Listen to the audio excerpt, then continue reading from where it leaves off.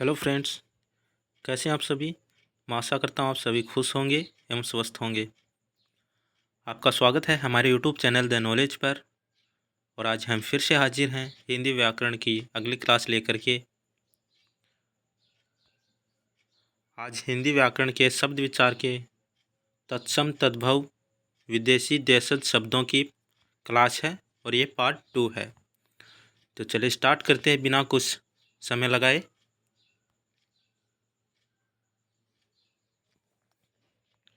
निम्न में से रूढ़ शब्द कौन सा है। ये तृतीय श्रेणी शिक्षक भर्ती 2013 में आया हुआ क्वेश्चन है। ऑप्शन 1 है मलयज, ऑप्शन 2 है जलज, ऑप्शन 3 है पंकज और ऑप्शन 4 है वैभव। तो इसका राइट आंसर होगा ऑप्शन नंबर 4 वैभव। ये रूढ़ शब्द है। चलिए चलते हैं नेक्स्ट क्वेश्चन पे।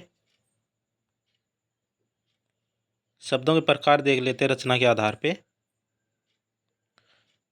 रचना के आधार पर शब्द 3 प्रकार के होते हैं। पहला है रूढ़। रूढ़ शब्द वे शब्द जो किसी व्यक्ति, स्थान, प्राणी तथा वस्तु के लिए लंबे समय से किसी विशेष अर्थ के लिए प्रयोग होते आ रहे हैं, जिनका निर्माण किसी अन्य शब्द से नहीं हुआ, जिनका अन्य अर्थ भी नहीं होता है, जिनके सार्थक खंड नहीं हो सकते, उन्हें रूढ़ शब्द कहते हैं। ओके, दूसरा प्रकार देखते हैं यौगिक शब्द। यौगिक का अर्थ है मेल से बना हुआ, अर्थात वे शब्द जो दो या दो से अधिक शब्दों के योग से बने हैं, उन शब्दों का अपना पृथक अर्थ भी होता है, यौगिक शब्द कहलाते हैं।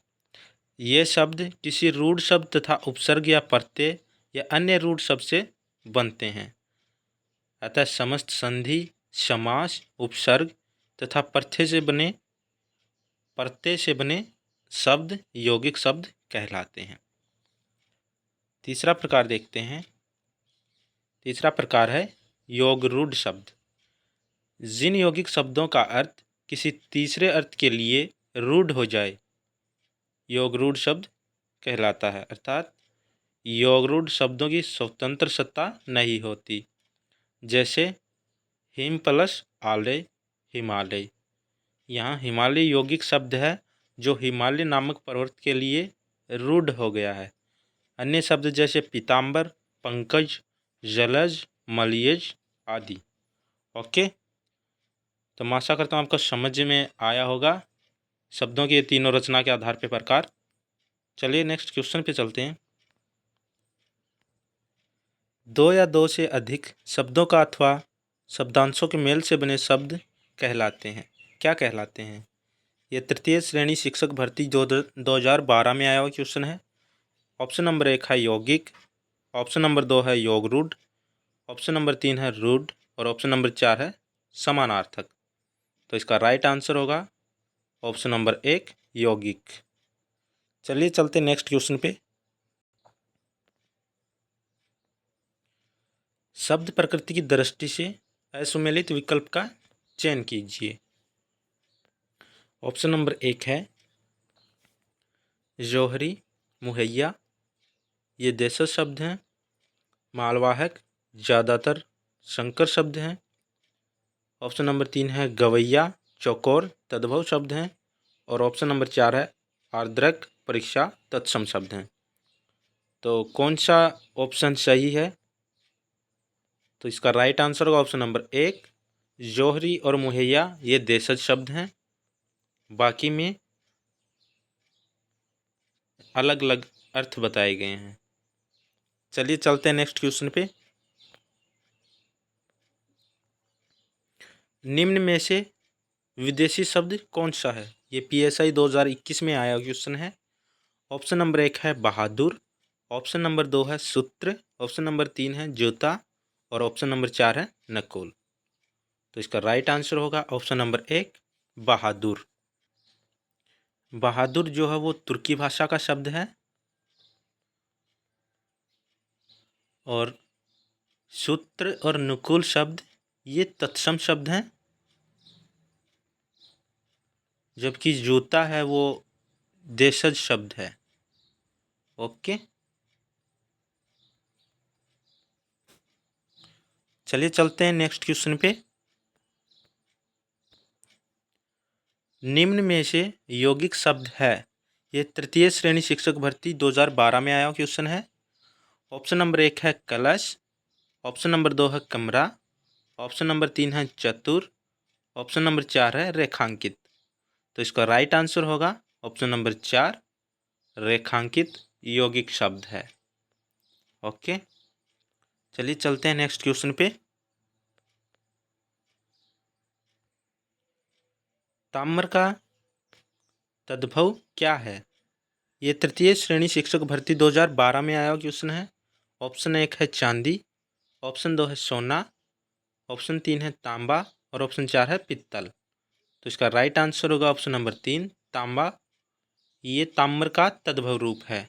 ओके, सोने का तत्सम शब्द होगा स्वर्ण,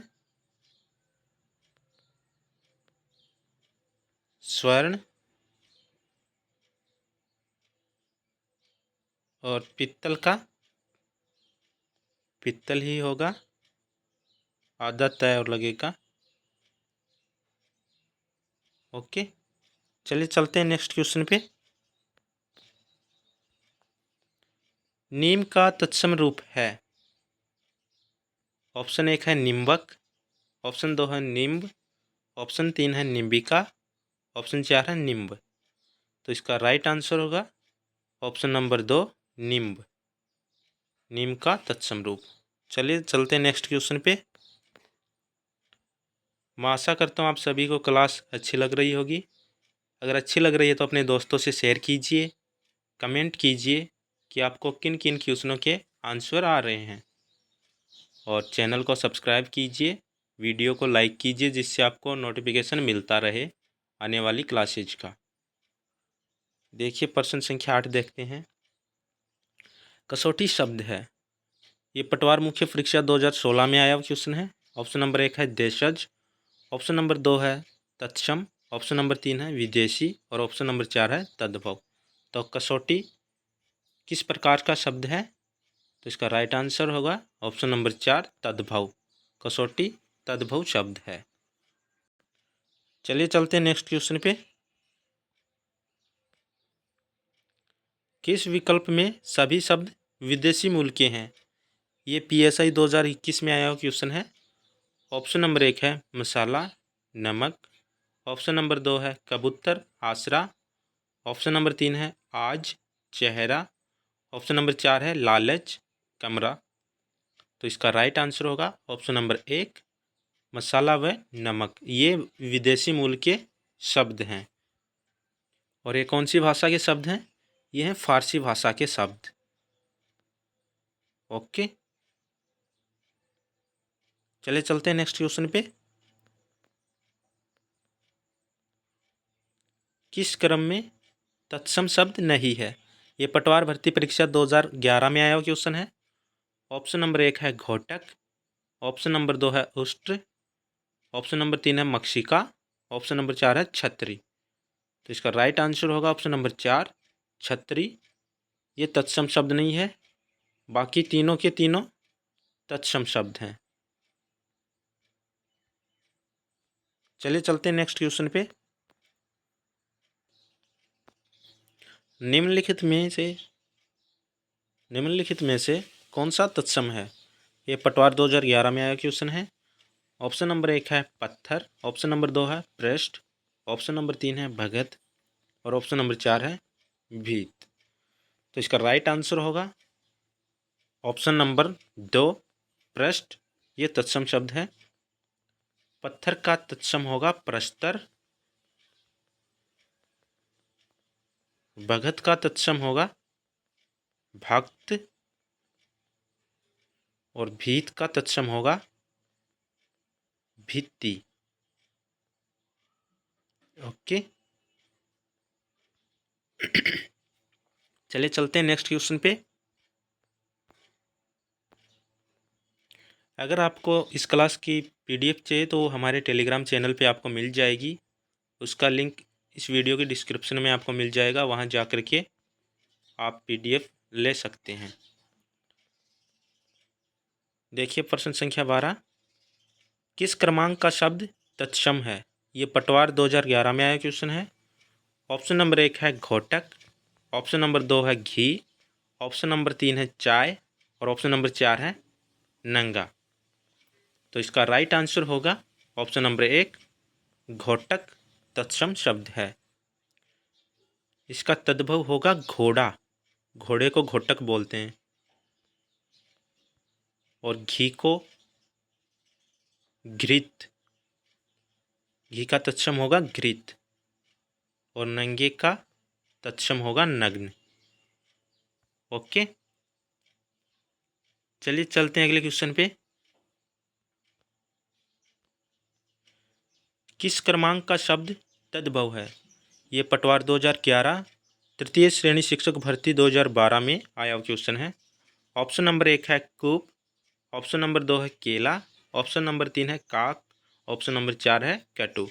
तो इसका राइट आंसर होगा ऑप्शन नंबर 2 केला। इसका राइट आंसर होगा। ये तद्भव शब्द है, बाकी सभी तत्सम शब्द हैं। कूप का तद्भव शब्द होगा कुआं और केले का तत्सम शब्द होगा कदली और काक का तद्भव होगा कौवा और कटु का तद्भव होगा कड़वा। ओके, चलिए चलते हैं नेक्स्ट क्वेश्चन पे। किस क्रमांक का शब्द तद्भव है? ये पटवार 2011 में आया हुआ क्वेश्चन है। ऑप्शन नंबर 1 है चौंच, ऑप्शन नंबर 2 है चूरण, ऑप्शन नंबर 3 है चंद्रिका और ऑप्शन नंबर 4 है शकट। तो इसका राइट आंसर होगा ऑप्शन नंबर 1 चौंच। चौंच का तत्सम शब्द होगा चंचू। ठीक है। और चंद्रिका का तद्भव शब्द होगा चांदनी। चलिए चलते हैं नेक्स्ट क्वेश्चन पे। किस क्रमांक का शब्द तत्सम है? ये पटवार 2011 में आया क्वेश्चन है। ऑप्शन नंबर 1 है मक्षिका, ऑप्शन नंबर 2 है मीत, ऑप्शन नंबर 3 है मुट्ठी और ऑप्शन नंबर 4 है मोर। तो इसका राइट आंसर होगा ऑप्शन नंबर 1 मक्षिका, जिसका तद्भव होता है मक्खी। ओके, तो ये थे आज के हमारे हिंदी व्याकरण के शब्द विचार के कुछ क्वेश्चंस जो पिछली कक्षाओं में, पिछली एग्जाम्स में आए हुए हैं। मैं आशा करता हूँ आपके लिए ये उपयोगी होंगे। तो मिलते हैं नेक्स्ट क्लास में। तब तक के लिए अपना ख्याल रखिएगा और हंसते रहिए, मुस्कुराते रहिए। नमस्कार।